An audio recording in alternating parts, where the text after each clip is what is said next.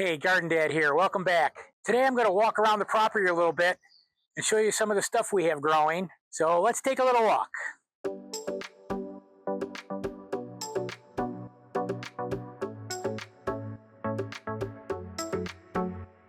This is a redbud tree. My neighbor, same neighbor that gave me some spare potatoes, gave me a volunteer redbud tree 5 or 6 years ago. And it was just a little thing, a little sapling.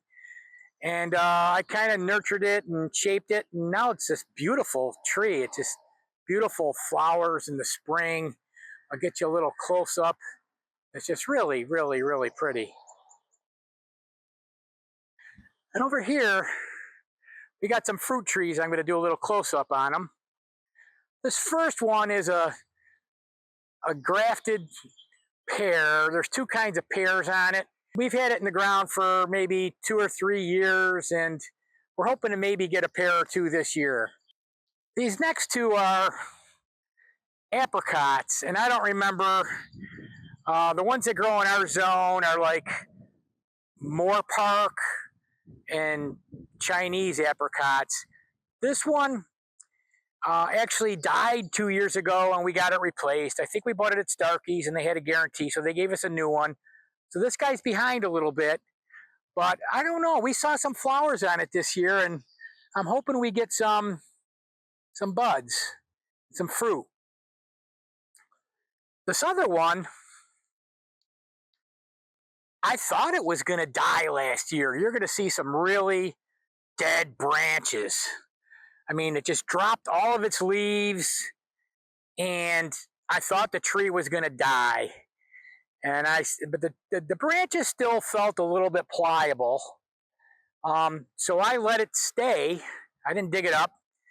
And then all of a sudden, a whole bunch of new branches are growing up from the tree. Now, what I don't know is if those branches are part of the rootstock of the tree, which may not bear fruit, or if it's part of the fruiting part, the apricot part of the tree. I don't know a lot about grafting trees, but I know when they do graft a tree, they'll take the fruit stock and they'll graft it to a more sturdy rootstock. And sometimes you get branches coming from the rootstock, and you're not going to get any fruit. We'll see, I guess. This is a Boomerang lilac. I'll step back a little bit so you can kind of get a feel for how big it is. I cut it down to about 6 feet because it's in front of a window. But this thing blooms all summer long. Classic lilacs, and I'll show you some of those. And it's just starting to bloom. This is not in full bloom yet, but it's getting ready to bloom. This thing will bloom all summer long. It's kind of nice. This is a hydrangea tree as opposed to a hydrangea bush. Got it planted a little close to the house. I keep it trimmed down. But this hydrangea tree and this rose of Sharon, which has these beautiful, actually it's violet rose of Sharon flowers. You'll see it later in the summer. Both of them attract hummingbirds. So we're looking forward to these guys blooming. This rose of Sharon, we planted this one too close to the house as well. And I have to really cut it back. You'll see if you look into the vegetation, you'll see some really thick branches in there, because I really have to cut them down, cut them back and cut them down. Otherwise, the thing's going to be growing into the house, and I don't want to dig it up. These are daylilies. The things with these buds on them, these are alliums. I kind of call them these planetary plants. They look like these bulbs, these round bulbs. They look like planets, constellations. But when these things bloom, they're really pretty. So we'll take a look at them, but the alliums are starting to come up. Back behind here is a baby Bloomerang, and I took that from this other Bloomerang plant, and we're going to try to propagate another one, basically. The rest of these are daylilies. They just come back every year. They're orange-colored daylilies. There's a few daffodils in here, too. Let's see, here's one lingering daffodil. There was a bunch of them over there. So here's the Bloomerang. It looks like it's pretty much in bloom. It's nice. Pretty. This guy will bloom for a good portion of the summer. Right? Gonna swing over and get our little baby boomerang. It looks like it's happy. And these are alliums. I call these the planetary plants. They're starting to bloom. Kind of nice. We got them around. They come back every year. The alliums and the bloomerangs. See, we like our purple. Over on this side of the house is a clematis. This is a Jackimani clematis. They come back every year, and then on the bottom of it are sweet peas. And that's not a perennial, but they seed themselves every year. These are the sweet peas. They drive me crazy because by the time these get mature, they're gonna swarm this guy. So I'm thinking of moving him. But my wife likes the sweet peas, so I don't touch anything. We've got another Jackimani clematis over here. This guy here is the clematis. It's a viney kind of a thing. I had the house painted last year, so all the wiring that I had going up the house is gone. I got to put that back up. But these sweet peas here are about ready to overtake it. This is a rose bush. Left that one for dead about 5 or 6 years ago, and it's come back. I just trimmed it down. It came back. It probably needs a good trim. I don't know much about that, but I hate dealing with it because I always get all cut up with the thorns. Here's a climbing rose. Used to be climbing all the way up the house. And because we had the house painted last year, I had to cut it back down. But it'll be back with a vengeance. I don't really... It's pretty when it's in bloom, but it scratches the heck out of me, so I'm not big on that. But we have, we have a bunch of perennials. They come back every year, so we have color, and we don't have to plant annuals to do that. Here, I had to do some porch repairs.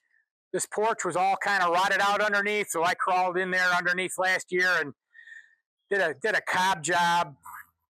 50 years from now, after I'm long gone, somebody's going to have to repair this porch, and they're going to look and say, what the heck did this guy do? But I'm videotaping this because there's like 3 tulips. I think they're tulips, and we didn't plant them. They just showed up. I guess the squirrels are doing their job. A little flower circle in the front of the house. There used to be a tree here.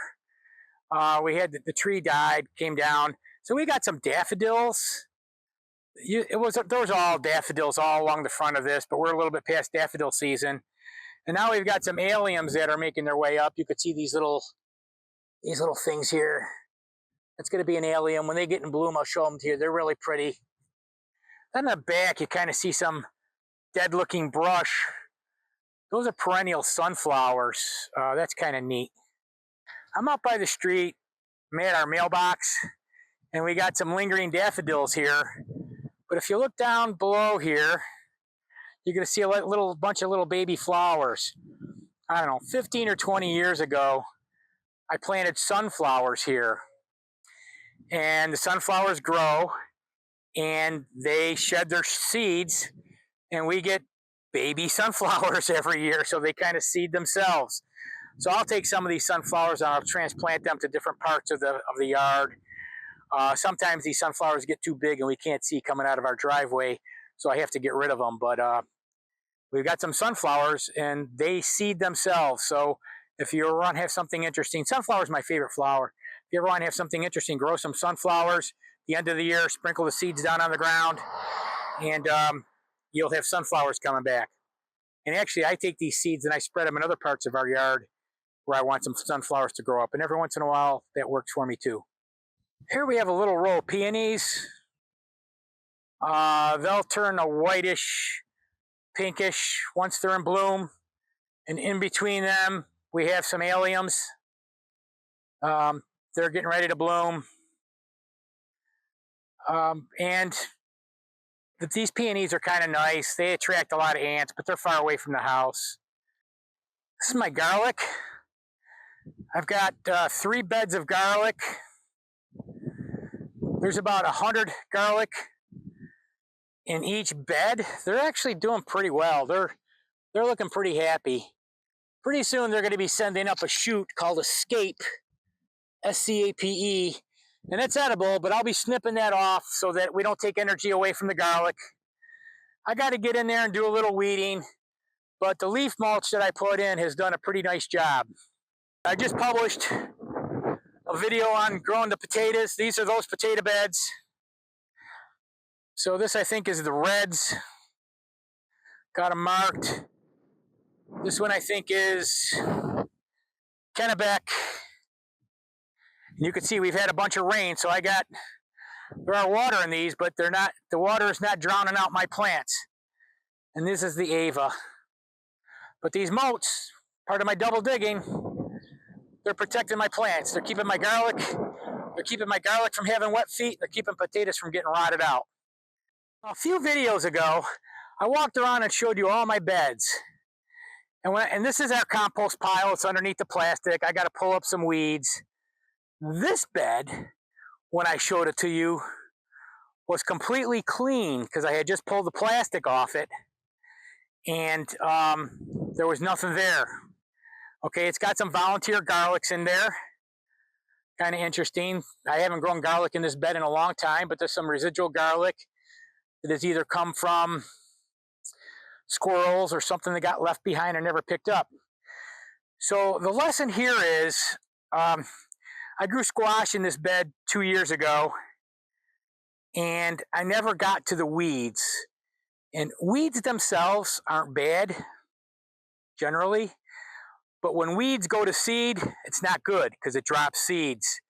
And so all those seeds, probably thousands or millions of seeds, drop down and you end up with weeds. So even though I had plastic all over this and it looked nice and clean, I've got weeds growing in here again, but they're going to be easy to pull up. So I'm going to have to do a little exercise and get this cleaned up a little bit before I try to grow my squash in it this year.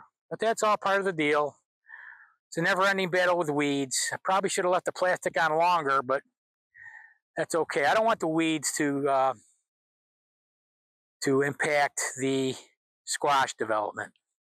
Interesting development here. When I was mowing the lawn the other day, I found this. We used to have 2 or 3 grapevines along this fence.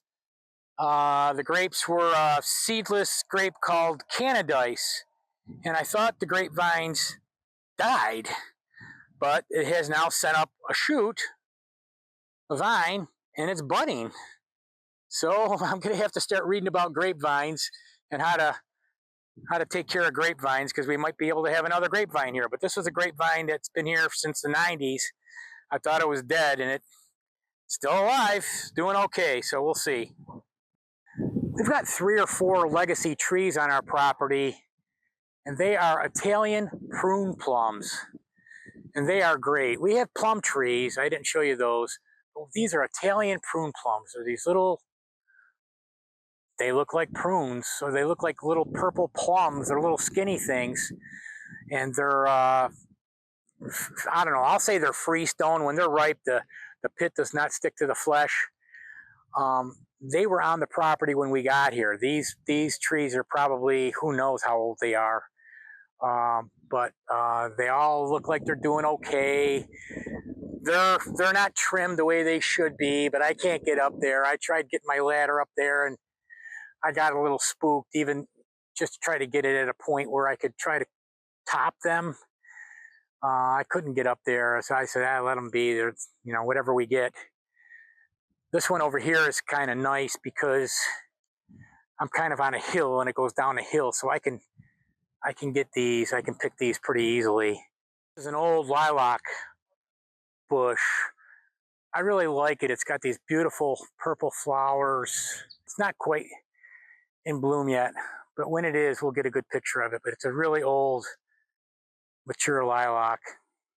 We've got a holly bush here that we couldn't get. We had a male and a female holly bush, and decked the halls with boughs of holly and all these really red things.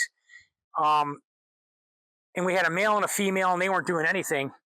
I planted them both in the same hole, and the thing is just taking off. So, and it's nice. You're going to see these are all going to be little red berries. So this holly is nice because it's green in the summer, but in the winter it gives you a little bit of color. It's kind of pretty. I don't know what these are, but Garden Girl would know. This actually used to be her garden a long time ago. We let it get overrun. Now it's just got some daylilies in it. It had a yellow rose in it. We moved it over to the other side of the house. Looks like it's mostly daylilies. So next up is a bluebird house. I don't know, it's about 6 feet off the ground. We put this cone underneath it because our neighbors had this cat that was really good at hunting, and it would actually jump up on top of the birdhouse and try to get at the bluebirds. It's a bluebird house, so this cone has stopped it. We really missed that cat. That cat used to really take care of all the chipmunks and mice in the area. So, you know, our mice problem went away when Carl the cat showed up. Our neighbor was telling us that bluebirds like mealyworms. So I have these special feeders that have a hole in them that are the size of bluebirds. I guess bluebirds and maybe sparrows, house sparrows. This feeder is empty right now, but it's kind of neat. There's you know, you can see this hole. There's holes on all 4 sides. I got to get some mealyworms in this thing. So the bluebirds are eating it. I fill it up maybe every couple of days. I don't fill it up. I put a layer of mealyworms along the bottom. And it's close enough to the bluebird house, you know, that they come, get some mealyworms, head into the lilac to hide, go across the way to that bush over there with that, whatever that is. They make their way around. So I got them strategically placed. The mealyworm feeder for the bluebirds and the bluebird house. Here's the Birdfy bird feeder. I've been filling this up with food. You could see that it's been getting emptied out. The solar panel seems to be working just fine. I'm going to fill this up with some more food, and we'll show you some of the birds we've been getting. We get house finches and northern cardinals and stuff like that. And I've been just putting in black sunflower seeds, I guess, black oil sunflower seeds or something like that. Pretty standard fare for birds. Okay, well, that's it for now. Don't forget to smile at everybody you see, be kind to everybody, and have a great day every day.